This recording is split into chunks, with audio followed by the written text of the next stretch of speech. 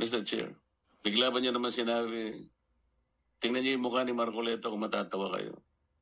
Sino yung official owner? Sino yung beneficial owner? Sino yung gaming system administrator? Ano yung mga games?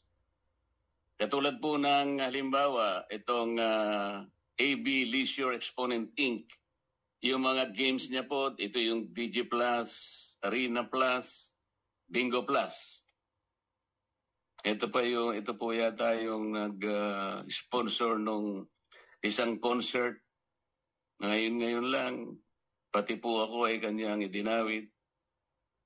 Nagpapatawa po siya. Nakita niya yung dating Senador Grace po na nagtatawa. Natawa po at siguro naging successful siya. Napatawa niya si Senador Grace po. Bigla ba niya naman sinabi, tingnan niyo yung mukha ni Marcoleta kung matatawa kayo.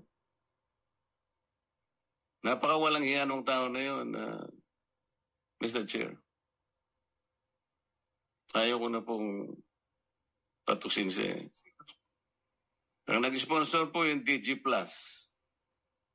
Kaya po lumalaki po eh. Gumagamit po sila ng ganong klaseng mga sikat na mga tao. So, alam ko po malaking pag-uusap ito, Mr. Chair. At alam ko, I think the PAGCOR and the DICT will be struggling to reinvent themselves kung paano ma-address ito. Halimbawa,